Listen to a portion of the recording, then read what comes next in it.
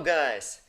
Now I'm gonna be taking you through the removal process of this nasty ransomware virus from your computer. This video is gonna include three parts: automatic removal, manual removal, and I'm gonna show you some file recovery methods that you can use to try and get your files back.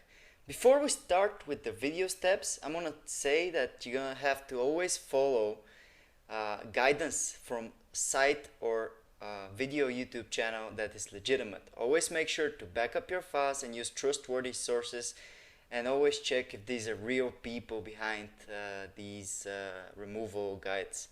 So let's get on with the removal. For the automatic removal, we're going to be using an advanced anti-malware software which you can download by opening the video and clicking on the link in the description. It's going to take you through a removal article about the specific virus, where you can find the download button, which you should click, and it will take you to the download page where the download should start automatically, and then you have to open the installer that you downloaded. Okay, it's going to take you through a language choice and a couple of simple steps that you're going to have to follow. Simply agree with the terms, accept and install, and installation should take 1 or 2 minutes tops depending on your computer. After the setup is done, this scan should start automatically, and when it's done, you click on finish and the scan is gonna start. Now that's it. Basically now the software is looking for any virus files, objects, cookies, anything that may be even potentially malicious, and any virus will hopefully be detected and removed. When it's done, simply select the threads and then click on the next button to remove it. It's easy as that. Now, so much for the automatic removal. Let's get on with the manual removal. For the manual removal, I highly suggest that you back up the encrypted files and that you have some experience with removing threads.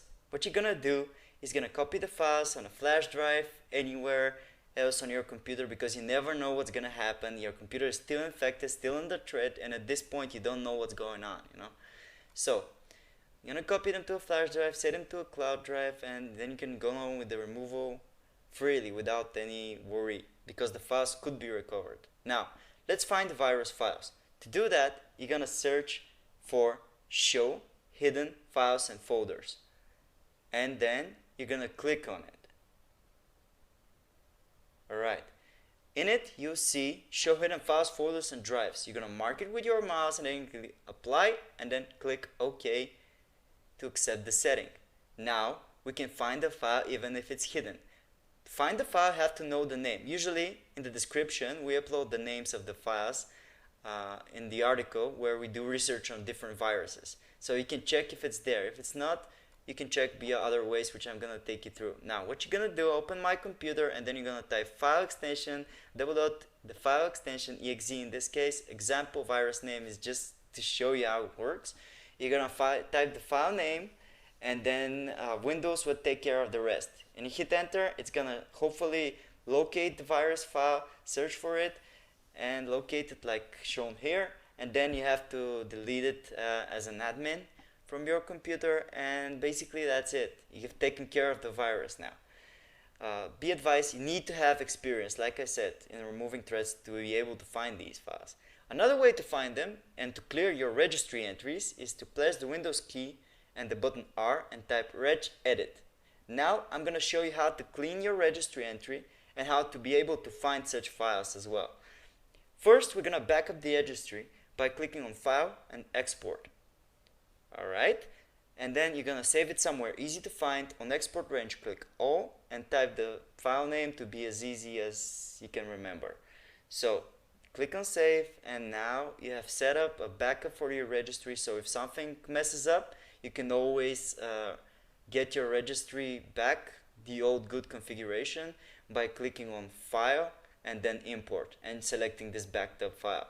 So now we're going to be looking for a specific key. Press Ctrl and S to open the search bar. To do that, you're going to mark only keys. We're looking for keys specifically here, and then you're going to type run or run once.